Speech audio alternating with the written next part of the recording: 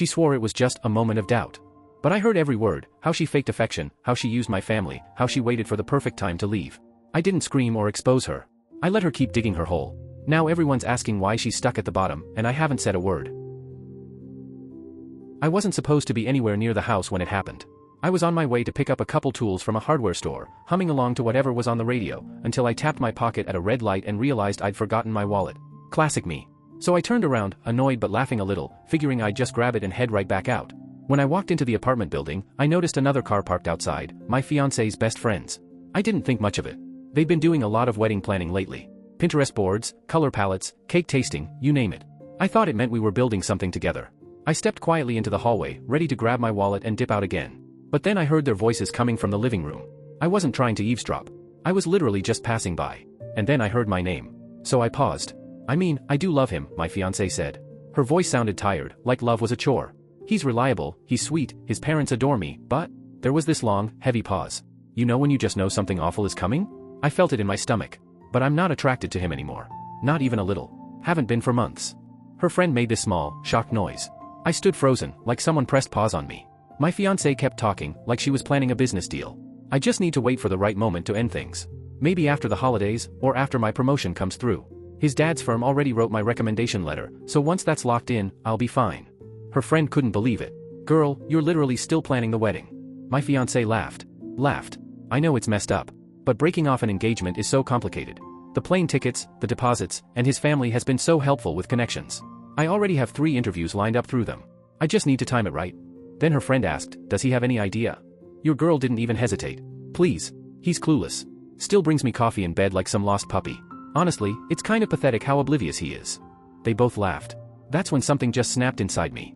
I didn't think. I just moved. I walked into the living room like she'd summoned me. They both jumped. Her face drained of every shade of color a human can have. Oh, hey babe, I thought you were. The right time is now, I said. Calm. Too calm. It surprised even me. She blinked like she didn't understand. What? You said you were waiting for the right time to leave. Well, here you go. This is it. We're done. Silence. A suffocating kind. Her friend suddenly became very invested in scrolling through nothing on her phone. My fiancé stood, trembling. How much did you hear? All of it, I said. The part where you're not attracted to me. The part where you're using my family. And the part where I'm pathetic. That about cover it? Her friend grabbed her purse like it was a life raft. I should probably go. Yeah, I said without looking at her. You should. After the door closed, my fiancé grabbed my arm. Please, not like this. Let's talk privately. Not in front of her.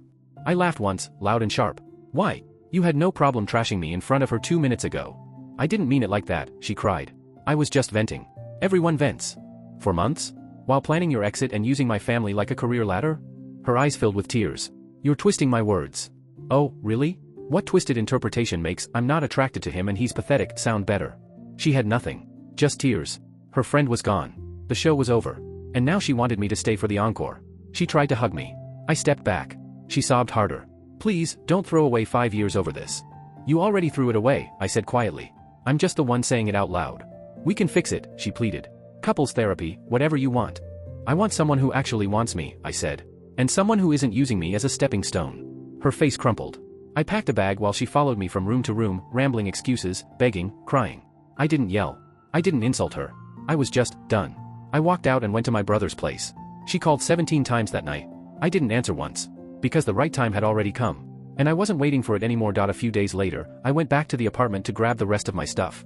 I figured she might not be home since her work schedule kept her busy, but when I opened the door, I walked straight into a wall of tension. My fiancée, her mom, her sister, all sitting in the living room like they were waiting for me. A surprise intervention. Great. Her mom pounced before I could even close the door behind me. Honey, let's all sit down and discuss this like adults. I don't need to discuss anything, I said, heading straight for my things. Her sister chimed in, arms crossed like she'd already made up her mind. You're seriously throwing away 5 years because of one private conversation?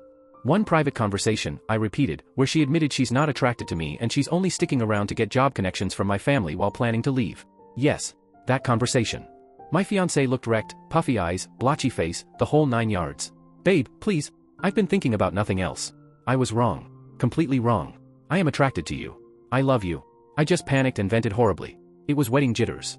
Her mom nodded eagerly, like they'd rehearsed this in the mirror. Wedding stress is normal. I almost left her father twice before we got married. I looked straight at her. Did you tell your friends he was pathetic and that you were using him for his family's influence? That shut her up quick. Her lips tightened like she'd tasted a lemon. Her sister jumped in to rescue the narrative. People say things they don't mean under pressure. The wedding planning has been intense. She wasn't stressed about flower arrangements, I said. She was stressed about timing her breakup for maximum benefit. My fiancée shook her head, crying harder. That's not true. I wasn't planning anything. I was spiraling, intrusive thoughts. Your exact words were, I'm waiting for the right time to leave. After I get that promotion and milk more connections. Intrusive thoughts don't have bullet points. Her mom's expression snapped from gentle to stone cold. You're being unbelievably cruel. My daughter has been nothing but devoted to you. Devoted to my family's networking? I asked. Absolutely. Her sister stood up like she was handing out verdicts. You know what? Maybe she's better off without you. You're obviously too immature for marriage if you can't handle your partner having complicated feelings. Complicated feelings like laughing about how pathetic I am? I asked. My fiancée let out a sob even louder than before. Stop, Mom, please. You're making it worse. But her mom wasn't letting up. You'll regret this. She's beautiful, successful, from a good family. You really think you'll find better? I'll find honest, I said. That's better. I went to collect my things, and suddenly my fiancé blocked the door like a goalie protecting the net. Can we just talk? 5 minutes. Just us. Her mom and sister exchanged smug little looks and walked out. But before leaving, her mom leaned close to my fiancé and whispered loudly enough for me to hear. Don't beg him, honey. He's not worth it. The door shut. And just like that, her whole act changed. Tears dried. Posture straightened. Voice steadier. Almost businesslike. Okay. Let's be realistic, she said. We've built a life together. 5 years. Shared friends. Joint accounts. A lease. We can't just blow that up over a mistake. Yes, we can, I said. What about the wedding deposits? We'll lose almost 30 grand. Better lose 30 grand now than spend a lifetime with someone counting down the days to leave me. She rolled her eyes, annoyed. Oh my God, you're dramatic. It was one bad day. That lasted months, I said. She switched gears again, softer voice, fake vulnerability. Fine. I messed up. But doesn't 5 years earn me one chance to make it right? You've had months to be honest. You chose to pretend instead. I wasn't using you, she snapped. I pulled out my phone. Want to listen to a recording of what you said? Her face drained instantly. You recorded us? Nope, I said. But the fact you panicked tells me you know exactly what you said. The tears returned, fast, messy, and unconvincing. You're being so mean. This isn't the man I fell in love with. And you're not the woman I thought I was marrying, I said. So I guess we're even. I picked up my stuff and headed for the door. She followed me into the hallway, yelling about the wedding, our families, our future, anything to keep me there. I left anyway. Later, I got a text from her. Fine. You want to play games? Game on. Hope you're ready. I didn't reply. I didn't need to. This wasn't a game to me anymore. The game didn't take weeks to start. It took hours. Her opening move?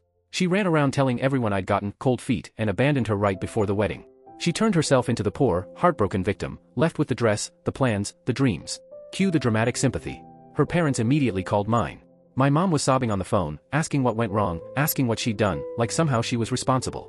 I had to sit there, voice shaking, explaining every disgusting detail. The overheard conversation. The scheme. The career ladder she was building out of me. My mom went from brokenhearted to volcanic in seconds. Next thing I knew, she was on the phone with my fiancé's mother. And that call? Nuclear. I could hear my mom's voice from across the room. A lot of, how dare you accuse my son, and, your daughter admitted it herself. Then my dad took the phone. He was calm, which somehow made it worse. Your daughter said she's not attracted to him anymore and has been using him for connections. But yes. Somehow he's the villain for walking away. Click. End of call. The story spread like gasoline meeting a lit match. Mutual friends picked sides. Some people defended her. Oh, wedding stress, people make mistakes. Others got the full truth and looked at her differently. I lost a couple of friends, but honestly, anyone who believed her nonsense so easily was never really in my corner. Then came the fun twist. I called the wedding venue to finalize my cancellation fee. They were confused. Apparently, she'd told them I refused to pay my half and had left her with the entire bill. So I paid right then and there. Cleared my side. Then texted her. Me, paid my half. Stop lying. Her, thanks for embarrassing me with the venue. Really classy. Me, I didn't embarrass you. You embarrassed yourself when you lied. Her, whatever. You'll regret this. Everyone's going to know who you really are. So, that was the direction we were headed. But then, the unexpected happened. Her best friend, the one who was there that day, called me. I need to warn you, she said. She's asking me to lie for her. Lie how? She wants me to say you were financially controlling, that you kept her from friends, that you were emotionally abusive. She's building a whole narrative. My stomach dropped. Are you going to do it? Hell no, she said. I was literally there. I heard everything. What she did was messed up.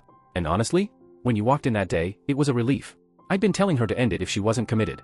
She just kept saying she was waiting for the right moment. You gave her that moment. I thanked her for the warning and braced myself. 2 days later, the smear campaign launched. She posted vague quotes about narcissistic partners and silent financial abuse. Never said my name, but come on, everyone knew who she was talking about.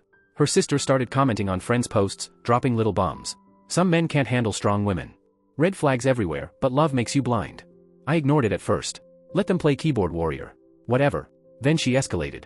I got a call from our landlord. She told him she felt unsafe with my belongings still in the apartment and wanted me removed from the lease immediately. He knew both of us. He wasn't buying it. Without a police report or restraining order, I can't remove you. You're both on the lease. Fine, I said. I'm staying at my brother's. I'll pay my half until this is resolved. She wants you to pay full rent since you're not living here. I laughed. Not happening. She can pay her half or move out. Then I hired a lawyer. Cost me a chunk of money, but worth every penny. I sent her a detailed email outlining legal options. CC'd the landlord for good measure. She responded within minutes. Can't believe you'd involve lawyers. So petty. Either come get your stuff or I'm donating it all. My lawyer shut that down fast with a formal letter. Removal or destruction of property equals illegal eviction plus theft. Legal action guaranteed. She backed off. But the game wasn't over. Next attack? My HR department called. Anonymous complaint, they said. Allegations of erratic behavior. Misuse of company resources for personal legal issues. Serious stuff. Luckily, my boss knew me well. This complaint is vague, and the timing is suspicious. Everything okay? I explained a toned-down version of the breakup.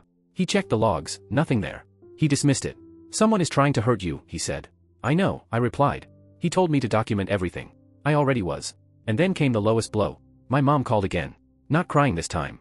Furious. My ex had sent her a long heartfelt message about how I'd changed, how I'd become cold and controlling, how she was worried about my mental health, and how my mother needed to talk sense into me before I ruined our futures. My mom shut her down immediately. She told her never to contact our family again.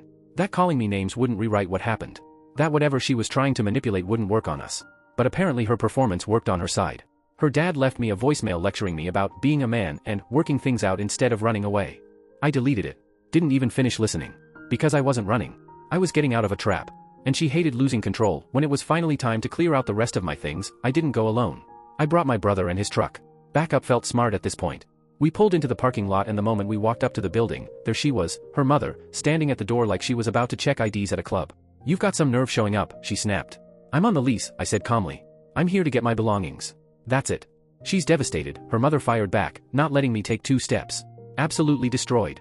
And you're just walking away like 5 years meant nothing. She walked away first, I said, voice steady. She left months ago. I just finally caught up.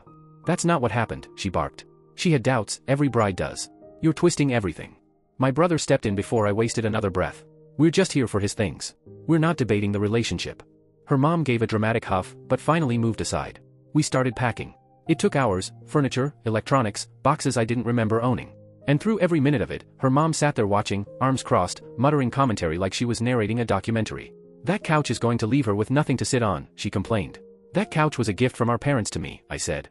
She's going to need furniture, she snapped. She can buy her own, I replied. You're being vindictive, she accused. I'm taking my property from an apartment I'm still paying half the rent for, I said. That's not vindictive. That's basic math. Near the end, the door opened. My ex walked in. She froze when she saw how empty the living room looked, boxes everywhere, the space almost echoing. What are you doing? She demanded, like I'd broken into someone else's house. You told me to get my stuff, I said. So I'm getting it. I didn't mean take everything. I'm taking what's mine. The rest is yours. Her eyes welled up instantly. How can you be so cold? We were supposed to get married. We were, I said, until I overheard you planning how to leave me. Big difference. Stop saying that, she cried. You're twisting it. I wasn't planning. You literally said, I'm waiting for the right time to leave, maybe after the promotion, after I use his connections. Those weren't doubts. That was a timeline. She opened her mouth, but before she could spit out another script revision, her mother cut in, stepping between us like she was shielding her from a grenade. That's enough. Take your things and go. So my brother and I loaded the last pieces onto the truck. She came after us into the parking lot, yelling at full volume, how I was throwing away my future, how I'd regret this, how everyone would see the real me. I didn't respond. I just shut the truck door. That night, I got a text. Hope you're ready for what happens next. You have no idea who you're dealing with. I stared at it for a moment before replying. I'm dealing with someone who tried to use me. Pretty sure I know exactly who you are. Her response came instantly. We'll see. And for the first time in the entire mess? I actually believed her. The final hit didn't come from some dramatic friend group argument or another slick social media post. It came from a place I never expected. She went after my dad's law firm. Not a lawyer she found online. Not someone random. The managing partner at the firm my dad has worked at for decades, someone she'd met at a family dinner. She called him directly, with a trembling voice and a tragic victim tone, asking for free legal advice about her controlling ex-fiancé who stole her property and kicked her out. The managing partner didn't comfort her, didn't coddle her. He called my dad. They laughed. Your son's ex is trying to get pro bono help by weaponizing her sob story, he said. Thought you'd want to know. That was it. My dad had been patient, quiet, respectful for weeks. But that phone call? That was the last straw. He was done being diplomatic. He picked up the phone and called her father directly. Your daughter needs to stop, he said. Calm. Firm. Ice cold. She just attempted to manipulate my firm. She's been harassing my son, and she's spreading false accusations. It ends now, or we escalate formally. Apparently, her dad exploded. He yelled about how I'd ruined his daughter's life, how I'd destroyed her reputation, and humiliated their family. My dad didn't even raise his voice. She destroyed her own engagement when she admitted she wasn't attracted to him and planned to use our family, he said. We have multiple witnesses. If you want to keep pushing this, we'll make sure everyone hears the full truth. Silence. Call over. But she wasn't finished yet. She tried one last desperate move. She filed a small claims case. She wanted $8,000 for emotional distress and lost property value from the furniture I'd taken. When I told my lawyer, he actually grinned. This is going to backfire spectacularly. Court day was beautiful. She walked in like the star of a courtroom drama, full glam makeup, high heels, her mom and sister flanking her like backup dancers ready to testify. All three had that righteous fury posture. She told her sob story to the judge, how I had stolen her furniture, how I'd left her with nothing, how she'd been wronged financially and emotionally. Then my lawyer stood up, opened a folder, and wrecked her entire case in 30 seconds flat. Receipts for every item I took, each one purchased in my name before we even moved in together. Photos of serial numbers matched to the receipts. Screenshots of her texts demanding that I come get my stuff. Bank statements. Dated emails. Everything. The judge glanced at her, unimpressed and clearly exhausted already. Ma'am, he said, these items were purchased and owned by the defendant prior to your relationship. You have no legal claim. She sputtered. But we lived together. We shared everything. He cut her off. Sharing living space does not transfer ownership. Case dismissed. Done. Over. Slam dunk. Outside the courthouse, her mother stormed up to me immediately, ready for round 937. She opened her mouth and barely got out a sentence before my lawyer stepped in front of me like a shield. If either of you continue to harass my client, he said, we will file for a restraining order. This is your only warning. They froze. Then walked away, her mom still ranting about injustice to anyone who would listen, like a spectator who missed the entire game and blamed the referees. And just like that, the game was finally over. She had played every card, used every trick, burned every bridge. All I had to do was tell the truth, keep receipts, and walk away. And she lost to her own lies. The legal mess was over. The smear campaign had fizzled. The lies had burned themselves out. But the real satisfaction? That didn't come from court. It came a week later. Remember those job interviews she'd lined up using my family's connections? 3 different companies, all through contacts at my dad's firm. She'd been counting on them like stepping stones out of our relationship. She was planning her escape with a cushioned landing. Well, there was a small, beautiful accident. My dad's assistant accidentally CC'd the wrong internal thread while replying to a colleague who asked about a reference request. The email, sent to the entire chain, explained the broken engagement and stated that the recommendation letter was being withdrawn due to personal ethical concerns with the candidate. Oops. Within 5 days, all 3 companies suddenly went in a different direction. No interviews. No offers. Radio silence. But it didn't stop there. Her promotion at her current job? The one she wanted to lock in before dumping me? She bragged about it constantly. And her boss just happened to be a long-standing client of my dad's firm. They golfed together every month. During a call about something completely unrelated, my dad casually mentioned the engagement ending and, very matter-of-fact, why? No malice. No anger. Just the truth. Her boss listened. Then said nothing. 2 weeks later, the promotion went to someone else. She wasn't fired, just quietly moved to a different team. Back row, no spotlight. Her career didn't crash. It just stopped climbing. And she lost it. She started calling me from random numbers, blocked, then unblocked, begging 1 minute, threatening the next. You ruined my career. You killed my future. This is revenge. I'm going to sue you. For what? I said. I didn't do anything. People asked questions. They got honest answers. Actions have consequences. Your dad sabotaged me. No, I told her. You sabotaged yourself. You used people and got caught. That's not sabotage. That's karma with receipts. She ran to her father for help, again. He tried calling my dad, again. That conversation lasted less than a minute. My son was loyal, my dad said. Your daughter tried to use him for career advancement while planning to leave him. She played a game. She lost. Tell her to grow up and move on. Click. That was the end of that campaign. As for the apartment, once she realized she couldn't afford it alone, and that I wasn't going to pay a penny more than half, she finally caved. We broke the lease early, split the termination fee, and went our separate ways. I got a place closer to work, smaller, quieter, mine. She moved back in with her parents. The leftover wedding costs? I lost around 38% in deposits. We split those too. It hurt, sure, but nowhere near as much as marrying someone like her would've. Then her family tried one last emotional stunt. Her dad called mine for a man-to-man talk about not giving up on love. My dad shut that down instantly. My son didn't give up on love. He gave up on a woman who was using him while planning her exit. There's a difference. That was the last conversation anyone had with them. No more calls. No more lies. No more games. Just silence. And honestly, silence had never sounded so good. A few weeks after everything died down, a text buzzed in from an unfamiliar number. Same story, new phone. Hope you're happy. You destroyed my career, turned everyone against me, and ruined my life. All because I had one moment of doubt. Hope karma gets you. One moment of doubt. Not 5 months of planning. Not laughing while calling me pathetic. Not squeezing connections out of my family like toothpaste and waiting for the right time to dump me. I thought about answering. I really did. Then I remembered who she was. Who she'd shown herself to be. Blocked. Gone. No explanation needed. Later, her best friend, the only person who actually told the truth during all this, reached out one last time. She's been telling people you're some kind of sociopath who destroyed her life on purpose, she said. Just wanted to give you a heads up. Let her talk, I told her. Anyone who knows me won't buy it. That's what I figured, she said. She's just bitter. Apparently the job stuff hit her really hard. Actions have consequences. Fair, she said. Take care of yourself. Ran into a mutual friend at the store a few days later. I could tell she didn't know which side to stand on at first. But she offered a small smile. Hey, I heard everything. Just wanted to say. I believe you. What she said that day. It was horrible. Thanks, I said. She's been blaming you for everything, though. Her family's telling people you're vindictive and cold. They can tell whoever they want, I said. Doesn't change what happened. It's been a few months now. I'm better. Not instantly. Not cleanly. The first few weeks sucked. I second-guessed myself constantly, replaying that moment, her voice saying she wasn't attracted to me, waiting for the promotion, laughing about my coffee like I was some pathetic puppy. And every time I wondered if I'd overreacted. I remembered that laughter. That certainty. That timeline she built for leaving me. You can't build a marriage on a countdown to escape. I started therapy. My therapist asked me what I regretted. Ending the relationship? No. Not even a little. But I do regret not seeing the signs. What signs? She asked. The distance. Her constant excuses for skipping date nights. How she flinched a little when I hugged her. The way she only showed affection when someone else was watching. I assumed it was stress. I blamed work, the wedding planning, anything except the truth. She'd checked out long before I heard it out loud. My brother's been a rock through it all. No speeches, no opinions, just silent support. Sometimes that's better than advice. My mom tried to set me up already. Friends' daughters, coworkers' nieces, perfect matches. I told her I need time. You can't let one bad person ruin your view of love, she says. I'm not, I tell her. I just want to understand what happened first. You didn't miss anything, she tells me. She was just a good liar. Maybe she was right. Maybe I did miss something. Either way, I'm figuring myself out again. Without someone who views me as a project, a stepping stone, or a resume booster. I finally deleted the photos. Took about 20 minutes. 5 years turned into pixels disappearing one click at a time. Surreal. Sad. Necessary. Found the engagement ring buried in a box, still in its little velvet case. Thought about selling it. Decided that felt cheap. So I mailed it to her parents' house. No note. No explanation.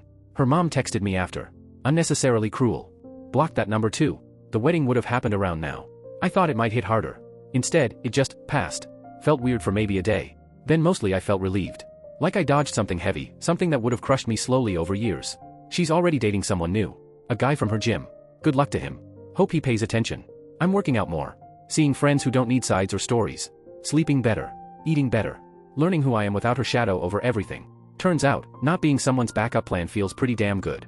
People expected revenge. Some grand payback story. But I didn't need schemes. I didn't need to manipulate or sabotage. All I did was tell the truth. All I did was walk away. She played with lies, with manipulation, with timing and tactics. I played with facts and consequences. And facts won. It still hurts sometimes, but it's honest pain, not the slow ache of loving someone who's counting the days until she can leave. I'll take that trade any day. In the end, the right time wasn't some perfect moment months from now. It was the afternoon I walked through my own front door and finally heard the truth. Best decision I ever made.